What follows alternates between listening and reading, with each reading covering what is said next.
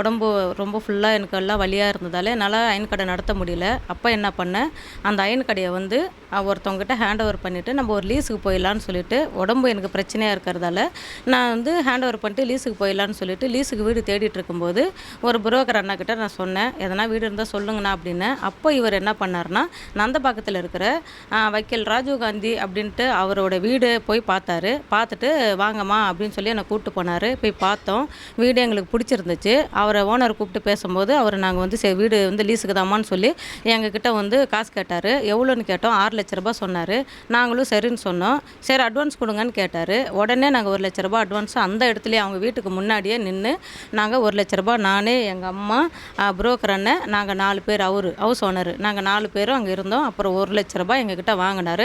வாங்கிட்டு 4ஆம் தேதி வீடு கொடுக்குறேன்னு சொன்னார். சரின்னு சொல்லிட்டு நாங்கள் வந்துட்டோம். அதுக்கப்புறம் வந்து மிச்சம் அமௌண்ட்டு எடுத்துகிட்டு வாங்கம்மா, எப்போ வரீங்கன்னு சொல்லிட்டு ஒரு நாளைக்கு 4 வாட்டி ஃபோன் பண்ணுவார். சரின்னு சொல்லிட்டு நான் ஆல்ரெடி அதுக்கு முன்னாடி லீஸில் ஒரு வீட்டில் இருந்தேன். அவங்கக்கிட்ட சொல்லி நான் அந்த காசை வாங்கிட்டு போயிட்டு அவர்கிட்ட கொடுத்தேன். அதாவது பிப்ரவரி மாதம் 25ஆம் தேதி 4,50,000 லட்ச ரூபா, 1 லட்ச ரூபா கையிலையும், 4 லட்ச ரூபா, 3 லட்ச ரூபா கையில், 1 லட்ச ரூபா கையில், 3 லட்ச ரூபா அப்புறம் இன்னொரு வாட்டி கையில், 50,000 வந்து ஜிபே பண்ணியிருக்கேன். மொத்தம் 4,50,000 லட்சம் கையிலையும் 50,000 ஜிபே பண்ணியிருக்கேன். அவர் என்ன சொன்னார்னா, நீ வந்து நாளைக்கு வாமா, உனக்கு அக்ரிமெண்ட்டும் வீட்டு சாவியும் கொடுக்குறேன்னு சொல்லிட்டு என்னை கூப்பிட்டாரு. சரின்னு சொல்லிட்டு நான் 4ஆம் தேதி நான் போய் கேட்கும்போது ஒரு 2 நாள் டைம் கொடுங்கம்மா, நான் உனக்கு வீடு கொடுக்குறேன் அப்படின்னு சொன்னார். சரி 2 நாளுக்கு அப்புறம் போய் பார்த்தா வீடு ரெடி ஆகலம்மா, எனக்கு உடம்பு சரியில்லை, நான் ஹாஸ்பிட்டலில் இருக்கிறேன், இன்னும் 2 நாள் டைம் கொடுன்னு கேட்டார். நான் சொன்னேன், ஆல்ரெடி எனக்கு வீடு வந்து காலி பண்ண சொல்கிறாங்க சார், நான் வீடு காலி பண்ணணும், என்ன பண்ணணும்னு சொல்லும்போது ஒரு 10-15 நாளைக்கு வேறு வீடு எதனா இருந்தால் பார்த்து போயிடுமா, நான் வீடு ரெடி பண்ணிட்டு உனக்கு நான் தரேன்னு சொல்லிட்டு என்னோடய ஆதார் கார்டெல்லாம் அவர் வந்து ஃபோட்டோ எடுத்துக்கிட்டு உனக்கு அக்ரிமெண்ட் தரேன், சாவி தரேன்னு சொல்லிட்டு என்னுடைய ஆதார் கார்டெல்லாம் ஃபோட்டோ எடுத்துக்கிட்டு அவர் வந்து என்னை அனுப்பிவிட்டார். அப்புறம் 2 நாளுக்கு அப்புறம் போகும்போது திருப்பி ஒரு டைம் சொன்னார்.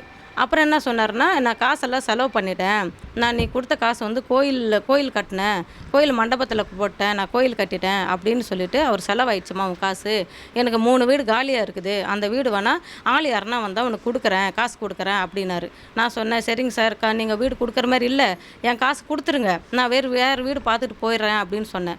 அவர் என்ன சொன்னார், சரி ஆள் யாருன்னா வரட்டுமா, நான் கொடுக்குறேன் அப்படின்னாரு. வீடு 3 வீடு காலியாக இருந்துச்சுங்க சார். அதுக்கப்புறம் போய் பார்க்கும்போது 3 வீடுமே ஆள் வந்துட்டாங்க. எல்லாருக்கிட்டையும் காசு வாங்கியிருக்காரு. ஆனால் நான் கேட்டேன், என்ன ஏன் இந்த மாதிரி 3 வீடுமா ஆள் வந்துட்டாங்க, ஏன் எனக்கு காசு கொடுக்கலன்னு கேட்கும்போது, காசெல்லாம் நான் இன்னும் யாரும் வாங்கலை, காசெல்லாம் இப்போ என்கிட்ட கிடையாது, நீங்கள் அப்புறம் வாங்கன்னு சொல்லிட்டு என்னை இழுத்தடிச்சிக்கிட்டே இருந்தாருங்க ஐயா. அதுக்கப்புறம் வந்து எலெக்ஷன் போயிட்டுருக்குது, 23ஆம் தேதி எலெக்ஷன் முடிஞ்ச உடனே 24, 25 உங்கள் காசு மொத்தமாக நான் கொடுத்துட்றேன் அப்படின்னாரு. நான் 25ஆம் தேதி போய் எலெக்ஷன் முடிஞ்ச உடனே 25ஆம் தேதி போய் கேட்டேன். அப்புறம் ஒரு 2 நாள் டைம் சொன்னார். இந்த மாதிரி செக்கு போட்டிருக்கேன் 7 லட்ச ரூபாய்க்கு, நீ வந்து ஒரு வாரம் கழிச்சு வா, புதன்கிழமை வா, நான் தரேன் அப்படின்னாரு. 12 மணிக்கெல்லாம் வாங்க, நான் எல்லா காசும் தரேன் அப்படின்னாரு. 12 மணிக்கு இப்போ புதன்கிழமை பார்த்தா எல்லாம் க்ளோஸு, ஆஃபீஸ் க்ளோஸு, வீடு க்ளோஸு. எப்போ ஃபோன் பண்ணாலும் எடுக்க மாட்டார். என்னை வர சொல்லுவார், ஆனால் ஃபோன் எடுக்க மாட்டார். அதுக்கப்புறம் நான் ஆஃபீஸுக்கும் வீட்டுக்கும் நான் நடந்து எனக்கு உடம்பும் முடியாமல் போச்சு, எங்கள் அம்மா உடம்பு முடியாமல் போச்சு. அப்புறம் என் பையன் வந்து ஃபஸ்ட் இயர் படிக்கிறான், அவனுக்கு ஃபீஸ் கட்டணும்னு சொல்லிட்டு, சார் காசு கூட நீங்கள் எப்போ உங்கள் கைக்கு வரதோ கொடுங்க, என் பையனுக்கு ஃபீஸ் கட்டணும் சார், ஃபஸ்ட் இயர் படிக்கிறான், செகண்ட் டைம் ஃபீஸ் கட்டணும் கொடுங்க சார்னு கேட்டதுக்கு அதுவும் கொடுக்கல. இப்போ என் பையனோட ஃபஸ்ட் இயர் காலேஜும் முடிஞ்சு போச்சு, டிஸ்கண்டினியூ பண்ணிட்டான். என் பையன் இதால் வந்து என்கிட்ட பேசாமல் இருக்கிறான், அவன் ஒரு பக்கம் மன உளைச்சலில் இருக்கிறான். 2வது அதுக்கப்புறம் என்ன பண்ணார், மறுபடியும் போனேன். அவர் என்ன சொன்னார், நீங்கள் நல்ல ஆளுங்களாக இருக்கிறீங்கம்மா, இல்லைனா நீங்கள் இந்நேரம் நீங்கள் போயிட்டு கம்ப்ளைண்ட் கொடுத்துருப்பீங்க, நீங்கள் ஆனால் பரவாயில்ல இன்னும் கம்ப்ளைண்ட் கொடுக்கல, நான் உங்களை வந்து ஏமாற்ற மாட்டேன், உங்கள் காசு கொடுத்துருவேன், அக்ரிமெண்ட் கொடுக்கலன்னு பயப்பட வேண்டாம், நான் கண்டிப்பாக உங்கள் காசு கொடுத்துருவேன், உங்கள் காசை ஏமாற்ற மாட்டேன் அப்படின்னு சொன்னாருங்க ஐயா. திருப்பி என்ன சொன்னார்னா, சரிம்மா என்கிட்ட காசு இல்லை, என்கிட்ட கார் இருக்குது, அது விற்றுட்டு கூட உனக்கு நான் காசு கொடுக்குறேன், நீ நாளைக்கு 12 மணிக்கெல்லாம் வந்துடுன்னு சொல்லி அனுப்புனார். மறுபடியும் 12 மணிக்கு போனேன். லாஸ்ட்டானா அதான் ஒரு இப்போது பிரச்சனை நடக்கிறதுக்கு முன்னாடி ஒரு 10 நாளைக்கு முன்னாடி, ஒரு 5 நாள் இருக்குன்னு வச்சுக்கோங்க. ஆமாம், இன்னையிலேருந்து ஒரு 5 நாள் என்னுடைய கார் விற்று கொடுக்குறேன் அப்படின்னு சொல்லி சொன்னார். நான் மறுபடியும் போய் கேட்டதுக்கு அவர் என்ன சொல்லிட்டாரு, என்கிட்டலாம் காசு இப்போல்லாம் கிடையாது, நீ வீட்டாண்டையும் வரக்கூடாது, ஆஃபீஸாண்டே வரக்கூடாது, என்கிட்ட காசெல்லாம் இப்படி கிடையாது, நீ போய் போலீஸுக்கு கம்ப்ளைண்ட் கொடுக்குறா இருந்தால் கொடுத்துக்கோ, ஏன்னா எவிடன்ஸ் இல்லை, நான் மனசாட்சியோடு நான் கொடுத்தா தான் உன் காசு உண்டு, இல்லைனா காசு கிடையாது, ஏன்னா எவிடன்ஸ் கொடுக்கல சார். அவர் எனக்கு எவிடன்ஸ் கொடுக்குறேன்னாரு, டாக்குமெண்ட் கொடுக்குறேன்னாரு, காசு கொடுக்குறேன்னாரு, எதுவுமே கொடுக்கல. ஐயா அவர்களுக்கு என் பேர் கஸ்தூரி ராஜேந்திரன். நான் கிட்டத்தட்ட ஒரு 40 வருஷமாக சமூக சேவை செஞ்சுன்னு வந்திருக்கிறேன். அது மட்டும் இல்லை, இந்த பிள்ளைய சின்ன குழந்தைலேருந்து தெரியும். அவங்க பாட்டி வந்து சுண்டல் விற்பாங்க. எங்கள் வீட்டுக்கு சுண்டல்லாம் எடுத்துகிட்டு வருவாங்க. அப்போ இந்த பிள்ளையும் கூட வரும். குழந்தையிலேருந்து நல்லா தெரிஞ்ச பிள்ளை. இந்த பிள்ளைக்கு வந்து இதை மாதிரி இப்போ கணவனும் கைவிட்டுட்டான். 2 ஆம்பளை பிள்ளைங்களை வச்சுன்னு அந்த பொண்ணு நடுத்தரில் நிற்கிது. அப்போ இந்த பொண்ணு வந்து இதை மாதிரி பைசாவை கொடுத்துட்டு, அதுவும் அவங்க பாட்டி சுண்டல் விற்ற காசு, இந்த பொண்ணு கடை விற்ற காசு, அப்புறம் எங்கேயும் கடைலாம் வாங்கிட்டு எல்லாத்தையும் மொத்தமாக 5 லட்ச ரூபா கொண்டு போய் இந்த மாதிரி அவன் பேர் ராஜீவ் காந்தியான் அந்த பாகத்தில் கொடுத்துட்ருக்காங்க. எனக்கு தெரியாது. இந்த பொண்ணு வந்து நான் கோவிலில் இருக்கிறேன், கோவிலில் மாஸ் பார்த்து நிற்கும்போது வந்து அழுதுச்சு. இந்த மாதிரி என் பிள்ளைங்களை வச்சு நடுத்தரில் நிற்கிறேம்மா, இது மாதிரி பணத்தையும் கொடுக்கல, வீடும் கொடுக்கல, எனக்கு இந்த மாதிரி நடுத்தரில் நிற்கிறேன், நான் இருக்கிற வீடையும் காலி பண்ண சொல்கிறாங்கன்னு சொல்லி அழுததும் நான் கோவிலில் இந்த பிள்ளைய கூட போயிட்டு, சரிம்மா நம்ம கடைசியாக போய் கேட்கலாம், கேட்டுட்டு அதுக்கப்புறம் நம்ம காவல்துறைக்கு இப்போ புகார் கொடுக்கலாம் அப்படின்னு சொல்லிட்டு நான் இந்த பொண்ணை கூட்டிகிட்டு போனேன். கூட்டின்னு உள்ளே போனதும், கேட்டு திறந்து உள்ளே போனதும் அவங்க அக்கா வந்து நேராக அவங்கெல்லாம் இல்லை வெளியே போயிட்டுருக்குறாங்கன்னு சொன்னாங்க. அப்போ இந்த பிள்ளைகிட்ட கேட்டேன், ஏம்மா அவங்களோட ஃபோன் நம்பர் இருக்குதாம்மானா இருக்குதுன்னாப்பில். சரின்னு உடனே ஃபோன் பண்ண அவன் எடுக்கவே இல்லை. சரி நம்ம எடுக்கல, அப்போ எப்படிம்மா அவரை பார்க்குறதுன்னா ஆஃபீஸில் தான் போய் பார்க்கணுன்னு அவங்க அக்கா சொன்னாங்க. உடனே க்ளோரி சொன்னால், நான் 10 நாளாக போகிறேன், ஆஃபீஸும் திறக்கல, அவரை பார்க்கவும் முடியல, அப்போ எப்படிம்மா பார்க்க முடியும் அப்படின்னு கேட்டதுக்கு அவங்க அக்கா பேர் தனபாக்கியம். அவங்க வந்து மத்தியானம் வந்தால் அவங்களுக்கு ஃபோன் பண்ண சொல்கிறேன்னு சொல்லிட்டாங்க. நான் பக்கத்துலேயே ஒரு 4வது வீடு 5வது வீடு எங்கள் உறவினர் வீட்டில் போய் தண்ணி குடிச்சிட்டு பேசிட்டு இருக்கிறோம். அப்போது அவனே வந்து எனக்கு ஃபோன் பண்ணுறான். அதாவது ராஜீவ்காந்தியை நான் ஃபோன் பண்ண இல்லையா, அந்த நம்பரை வச்சு எனக்கு ஃபோன் பண்ணுறாப்புல.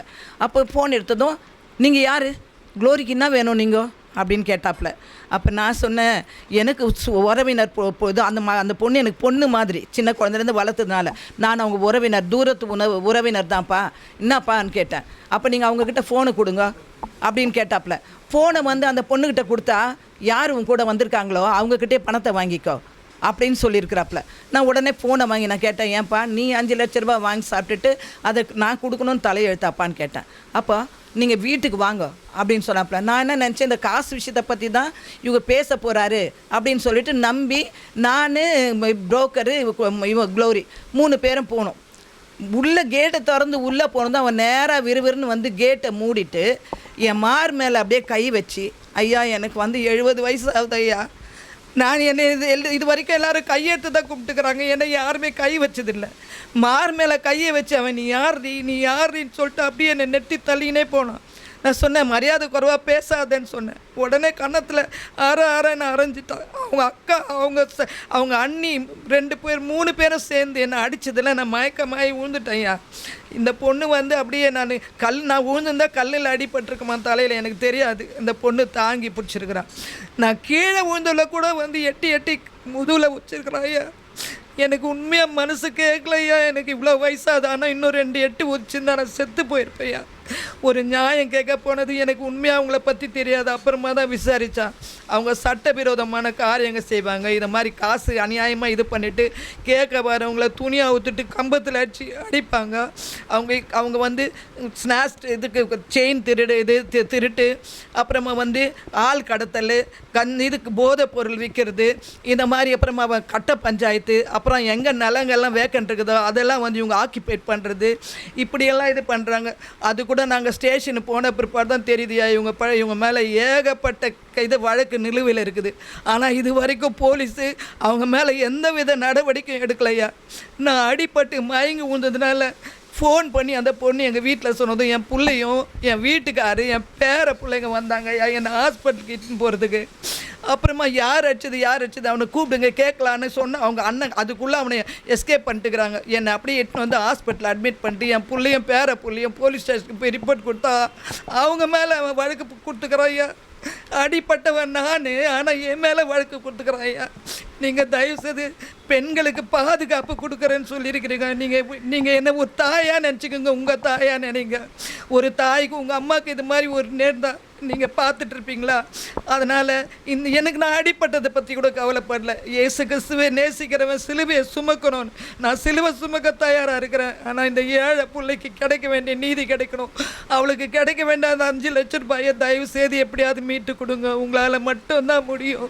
நீங்கள் தான் செய்வீங்கன்னு நம்புகிற ஐயா முதலமைச்சர் ஐயா அவர்களே, தயவு கூர்ந்து இந்த ஏழை பொண்ணை கண் நோக்கி பாரு சாமி.